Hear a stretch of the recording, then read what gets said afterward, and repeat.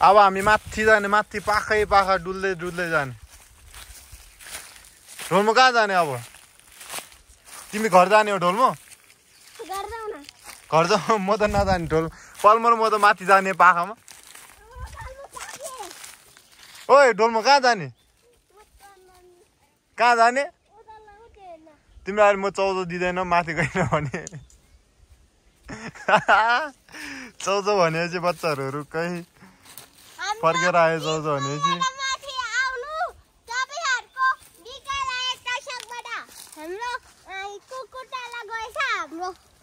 कुकुर तल गएछ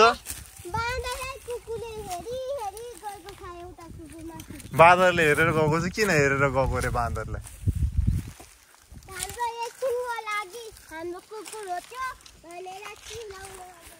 यो चाहिँ ठ्याक्कै घर माथिको डाँडा हो पहिला म यहाँ डाँडामा आएर यहाँ हावा खाँदै बस्थ्यो अनि कहिलेकाहीँ यता एकान्तमा आएर तल नेट आउँदैन थियो नि त घरमा नेट नआउँदै रे यहाँ बसेर नेट चलाउँथ्यो अनि यता के अरे बिछाउने सानो बिछाउने एउटा लिएर आउँथ्यो अनि यहाँ पढेर बस्थ्यो कहिलेकाहीँ अनि यहाँ डाँडाबाट चाहिँ गाउँ तल देख्थ्यो क्या अनि यता गाउँहरू हेरेर बस्थ्यो तल त्यो तल चाहिँ हाम्रो के अरे त्यो चाहिँ पेमथाङ स्टेडियम त्यो पेमथाङ ठुलै छ त्यो ग्राउन्ड यो भेगमा सबभन्दा ठुलो ग्राउन्ड यतै हो त्यही के अरे पेमथाङ ग्राउन्ड भन्छ हाम्रो गाउँको नाम चाहिँ ढेप्चे अनि अब नेपालीमा भन्नुपर्दा सबैले चिलाउने गाउँ भनेर भन्छ त्यही भएर हाम्रो गाउँको नाम चाहिँ चिलाउने हो अनि यो चाहिँ चिलाउने गाउँको बच्चाहरू हो कि होइन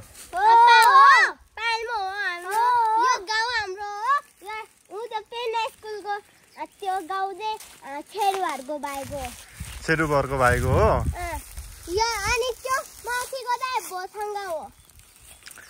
यो चाहिँ पहिला चाहिँ यहाँ गाउँ त्यो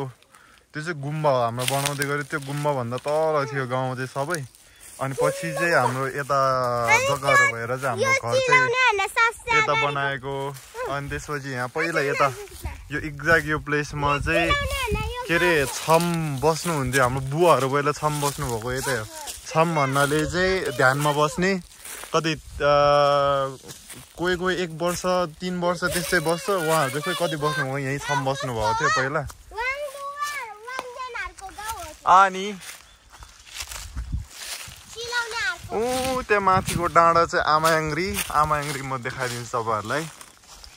त्यो माथिको त्यो डाँडा चाहिँ आमायाङ्ग्री हो त्यो टुप्पो उठेको त्यो चाहिँ आमायाङ्ग्री अनि यो चाहिँ हाम्रो पहिला बाजेहरूले बनाउनु भएको गराहरू हो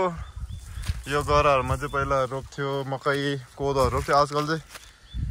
अब सब विदेश जानुभयो कोही कहाँ यता गाउँमा काम गर्ने मान्छे छैन बुवा मात्रै हुनुहुन्छ त्यही भएर यो खेतहरू सब बाँझै छ अहिले चाहिँ कोदो सोदो के रोप्दैन के रे यो के भनेको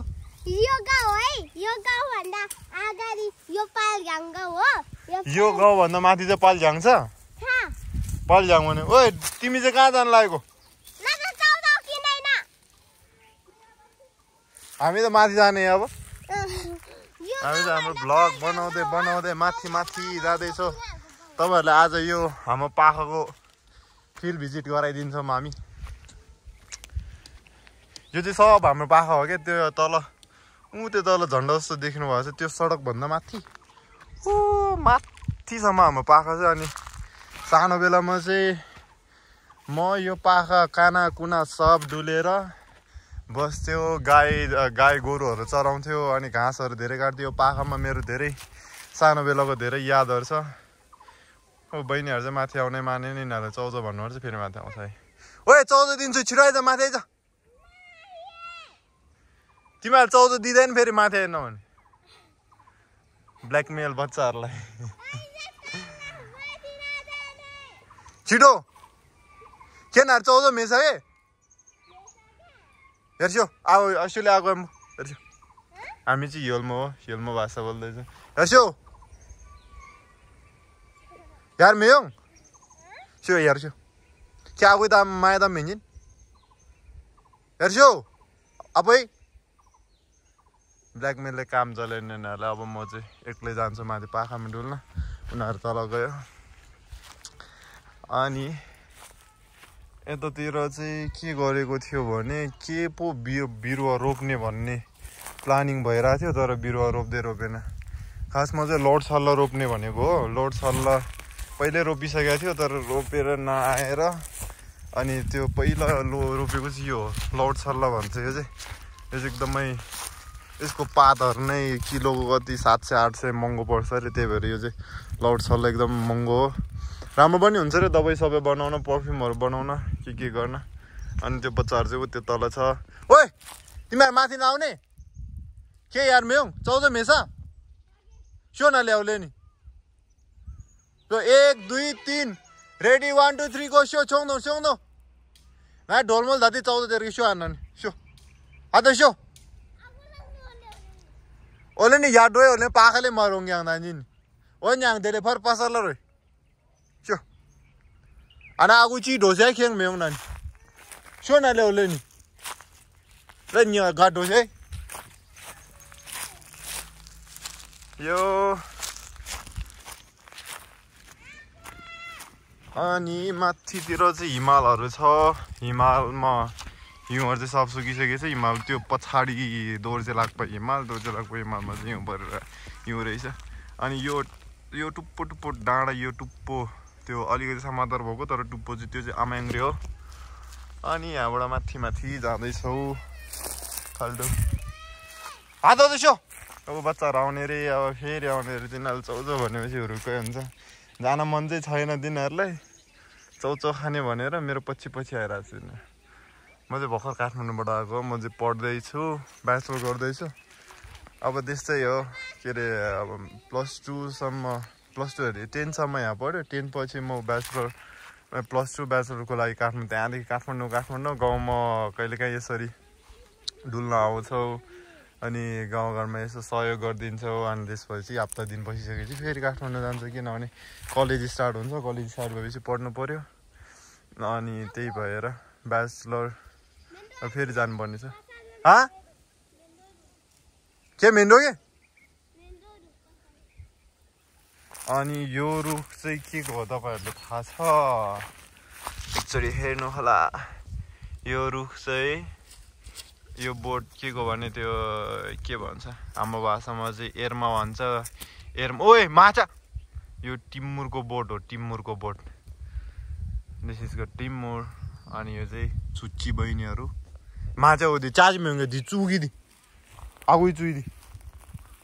स्यो याडो ओ ए सोङ गाना किम्लो सोङ ल खेङ किम्लो सोङ ल तिमीहरू घर जाऊ ल घर गएर बस आगो आउँछ अहिले तिमीहरू चौचो पनि छैन केही पनि छैन अनि वी आर गोइङ अब हाम्रो पाखातिर सब डुल्ने हो आज त मस्त डुल्ने हो मजै मजा छ यहाँ चाहिँ किन खनेको थियो भने यिनीहरू पहिला हामीले खनेको थियो किन खनेको थियो भने त्यो हाम्रो घरमा पानी ल्याउनको लागि खनेको थियो पानीको ट्याङ्की यहाँ बनाउने भन्ने एस्टिमेट गरेको थियो तर यहाँ ट्याङ्की बनाउँदाखेरि पछि के गरे अब ठुलो पानी यताउता भएर यहाँबाट पानीहरू के अरे भित्र गएर यो भाँसिएर तल पहिरो जान्छ भनेर यहाँ ट्याङ्की बनाउन मान्नु भएन आमाले मान्नु भएन त्यसै आमाले मान्नु नभएपछि हामीले यहाँ ट्याङ्की बनाएनौँ अनि त्यसपछि त्यहाँबाट त्यो डाइरेक्ट पाइप तल लागेको छ त्यही बाँसको घारीमा एउटा टिसन छ टिसन भनेको चाहिँ तल पानी जाने बाटो डाइरेक्ट तल घरमा त्यहाँबाट उता खेतमा बारीमा करिसा बारीमा जाने बाटो छ त्यो बाटोले पानी लगेको छ त्यहाँबाट अनि यतातिर चाहिँ म पहिला धेरै डुल्थ्यो किनभने यहाँ स्याउला टिप्न आउँथ्यो कि पत्कर टिप्न आउँथ्यो अनि आजकल चाहिँ आमाले टिप्नुहुन्छ पत्कर यतातिर आमाले टिप्नु भएछ अनि हिजो काँडा पसेछ सानो 2-3 ठाउँमा त्यो चुत्रोको काँडा अनि त्यो चुत्रोको काँडा मलाई निकालिदिनु अरे अनि त्यसपछि मैले निकालिदिएँ अनि त्यो गाउँघरमा काम गर्नु पऱ्यो बस्तु छ एउटा दुना भैँसी छ त्यही दुना भैँसीको लागि दुःख गर्नुहुन्छ भैँसी नपाल भन्दाखेरि पनि मान्नुहुन्न बुवामा गाउँमा के गरी बस्ने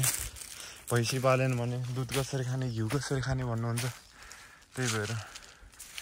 उहाँहरू भैँसी पाल्न छोड्नुहुन्न। म कहाँ आइपुगेँ? यतातिर आजकल त पुरै पहिला जङ्गल थियो, पुरै फाडिसक्नु भएछ त पुरै। अनि म चाहिँ माथि माथि बाटो खोज्दै, बाटै छैन यतातिर। अनि यो रुखहरू चाहिँ उत्तिसको रुख हो। अनि यो रुख चाहिँ यो सानो रुख, अनि यो रुखहरू चाहिँ हामीले शेर्पोदोङ भन्छ। शेर्पो भनेको चाहिँ पहेँलो, तर कुन कारणले राख्यो, यसको भित्रको दाउरो चाहिँ पहेँलो हुन्छ, त्यही भएर शेर्पोदोङ भनेको होला। अनि यो चाहिँ चिलाउनेको बोट। हाम्रो गाउँमा पहिलातिर चिलाउनेको धेरै रुख भएर होला गाउँको नामै चिलाउने राख्दैछ। अनि यो चाहिँ मेरो फर्स्ट भ्लग हो। फर्स्ट भ्लग भन्दा नि भ्लग त पहिल्यैतिर बनाएर अपलोड गरेको थिएन। यसपालि चाहिँ यो भ्लग अपलोड गर्छु भन्ने सोचिरहेको छु। किनभने अब काम त छैन, यतिकै भिडियो अपलोड गर्नु कुन ठुलो कुरा हो र। अब बनाउने अपलोड गर्ने भनेर सोचिरहेको थिएँ। अनि यताबाट बाटै छैन कस्तो रहेछ। म रङ बाटो आएछु। बाटो हुन त पहिला यतैबाट थियो, तर यताबाट हिँड्ने कोही पनि रहेन छ आजकल, त्यही भएर यो बाटो पुरै ब्लक भएछ। त्यही पनि म चाहिँ कोही गऱ्यो अनि बाटो हिँड्दैछु। अनि अब यो भिडियो म कसरी क्रप गर्ने भनेर सोचिरहेको छु भरे, किनभने यो धेरै लामो भिडियो पनि भयो। अनि होइन तल्लोको चाहिँ हाम्रो गाउँ हो, तल त्यो गुम्बाहरू हो। यो घाँसहरू पहिला हामी हुँदाखेरि चाहिँ, हामी सानोमा हुँदाखेरि चाहिँ दिदी, म, दाइ, बुवा, आमा हुनुहुन्थ्यो त्यतिखेर। अनि हामी हुँदाखेरि यो घाँसहरू एउटै बाँकी बस्दैन थियो, किनभने यो पाखा पुरै नै घाँसले भरेको हुन्थ्यो त्यतिखेर। अनि हाम्रो वस्तु पनि धेरै थियो, 2टा गोरु अनि बाख्राहरू पनि थियो। अनि त्यसपछि दुना भैँसी त हाम्रो वर्षौँ हुन्छ, जहिले नै हुन्छ। अनि त्यसपछि अर्को एउटा भैँसी चाहिँ त्यसकै बच्चा थियो, 3टा थियो त्यतिखेरतिर। हामीले धेरै घाँस काट्नु पर्थ्यो। मेरो खुट्टामा के पस्यो, काँडाले खोज्यो मलाई, आम्मामा। यो पाखामा यस्तै छ। यो चाहिँ घाँसहरू हो, यति धेरै घाँस छ। यो सुकिसकेको छ घाँसहरू। पहिला हाम्रो चाहिँ हरियो हुँदै काट्थ्यो। अनि ऊ त्यो माथिको चाहिँ वर्षौँ बुवाले पूजा गर्न आउनुहुन्छ। अहिले म तपाईँहरूलाई देखाइदिन्छु।